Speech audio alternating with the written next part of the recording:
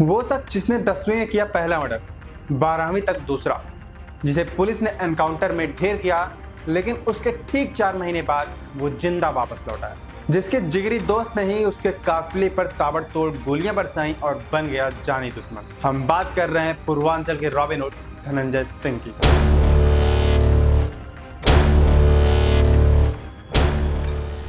धनंजय सिंह का जन्म 16 जुलाई 1975 कोलकाता में हुआ, जिसके कुछ साल बाद धनंजय सिंह का परिवार जौनपुर आ गया। धनंजय सिंह जब 10वीं कक्षा में थे तभी उन पर हत्या का पहला आरोप लगा। मार्स विद्या मंदिर के एक शिक्षक गोविंद उनियाल की हत्या हुई और इस हत्या में धनंजय सिंह का नाम सामने आया। इसके बाद फिर जब वो 12वीं में पहुंचे तो एक और युवक की हत्या हुई और इस हत्या में भी नाम आया धनंजय सिंह का। जिसके बाद पुलिस ने धनंजय सिंह को पकड़ लिया और इसी के चलते धनंजय सिंह को 3 बोर्ड परीक्षाएं पुलिस हिरासत में देनी पड़ी। ऐसे में आप कह सकते हैं कि धनंजय सिंह ने अपराध की पाठशाला बहुत ही कम उम्र में ज्वाइन कर ली। जिसके बाद साल 1992 में धनंजय सिंह की गलत सोहबत को देखते हुए बड़े भाई जितेंद्र सिंह दादा ने धनंजय सिंह का एडमिशन लखनऊ विश्वविद्यालय में करवा दिया। यहाँ धनंजय सिंह को गोल्डन जुबली हॉस्टल अलॉट हुआ, जिसमें कमरा नंबर 39 धनंजय सिंह का ठिकाना बना। इसी गोल्डन जुबली हॉस्टल में पहले से ही अभय सिंह, अरुण उपाध्याय, केडी सिंह और बबलू काका जैसे बड़े नाम रहते थे और आगे चलकर इन्हीं लोगों में से कई लोगों ने अपराध और राजनीति की दुनिया में बड़े नाम कमाए। धनंजय सिंह के कदम जब लखनऊ यूनिवर्सिटी में पड़े तब उनकी दोस्ती बाहुबली अभय सिंह और बबलू सिंह जैसे दिग्गजों से हुई और यहीं से धनंजय सिंह के जीवन में बदलाव आने शुरू हो गए। धीरे धीरे पढ़ाई से ज़्यादा धनंजय सिंह की दिलचस्पी ठेकों, ठसक और ताकत में आने लगी। हॉस्टल लाइफ में इनकी दबंगई इतनी मशहूर हुई कि किसी चाकूबाजी, गोलीकांड या अपहरण की खबर आती तो पुलिस सबसे पहले धनंजय सिंह के पास ही पहुंचती। रेलवे के ठेके हों या यूनिवर्सिटी की सत्ता, धनंजय सिंह का नाम हर जगह छाने लगा। धनंजय सिंह खुद ठेका नहीं लेते थे, लेकिन जिसने ठेका लिया उससे गुंडा टैक्स यानी जीटी वसूलते थे। लेकिन कहते हैं ना, समय हमेशा एक जैसा नहीं रहता, समय हमेशा बदलता रहता है और साल 1997 धनंजय सिंह के लिए वही साल था।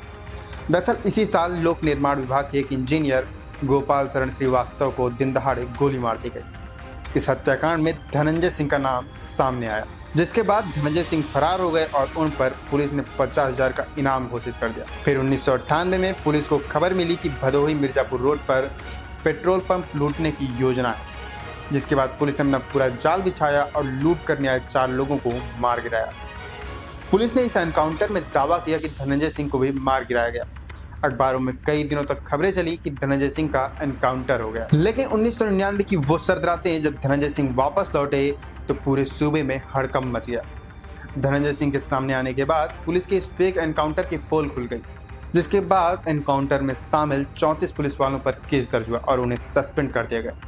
मीडिया रिपोर्ट्स के मुताबिक इस फेक एनकाउंटर में, जिसे पुलिस ने धनंजय सिंह बताया था, दरअसल वह सपा कार्यकर्ता ओम प्रकाश यादव थे, जिनकी इस फेक एनकाउंटर में जान गई। ऐसे में अभी तक आपने जानी धनंजय सिंह के शुरुआती जीवन से लेकर माफिया बनने तक की कहानी। अब आइए जानते हैं धनंजय सिंह के माफिया से माननीय बनने की पूरी दास्तान के बारे में। धनंजय सिंह के माफिया से माननीय बनने की पहली सीढ़ी बना जौनपुर का एक बाहुबली, जिसका नाम था विनोद नाटे।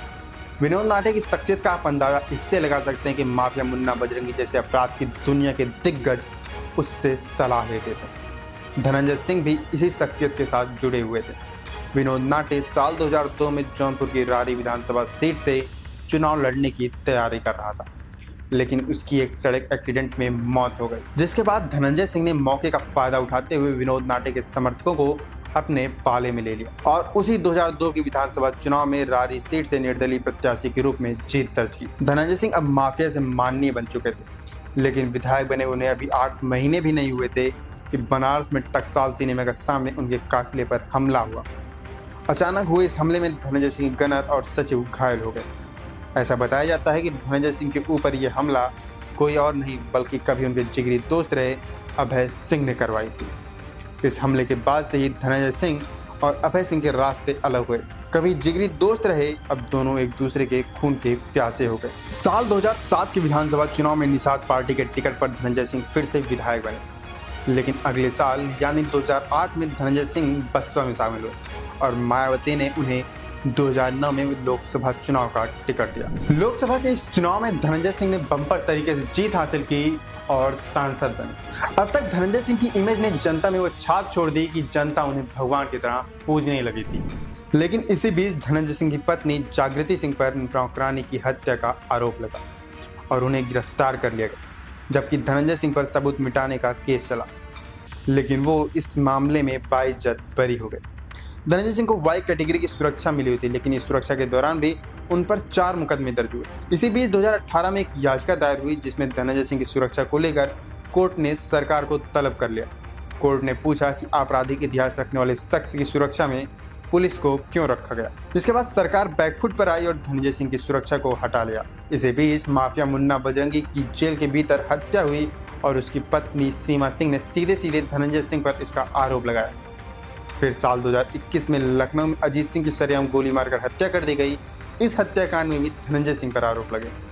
पुलिस ने इन पर 25,000 का इनाम घोषित किया और गैर जमानती वारंट जारी किया।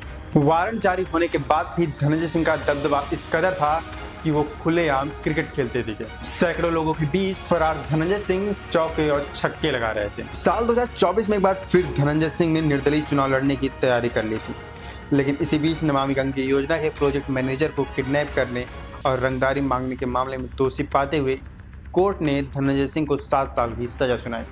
अब 7 साल की सजा हुई और चुनाव में ज़्यादा समय भी नहीं बचा था, तो ऐसे में धनंजय सिंह की पत्नी श्रीकला रेड्डी ने बसपा की सीट से चुनाव लड़ने का बिगुल फूंका, लेकिन आगे चलकर चुनाव लड़ने से पीछे हट गई। इसी बीच धनंजय सिंह को जमानत भी मिल गई। इसके बाद धनंजय सिंह की तस्वीरें गृह मंत्री अमित शाह के साथ वायरल हुई और एक कयास लगाए जाने लगे कि धनंजय सिंह आगे चलकर बीजेपी में शामिल हो सकते हैं। धनंजय सिंह पूर्वांचल का आज वो नाम है जिसे लोग रॉबिन हुड की तरह मानते हैं, अपनों के लिए भगवान और दुश्मनों के लिए एक खौफनाक सपना।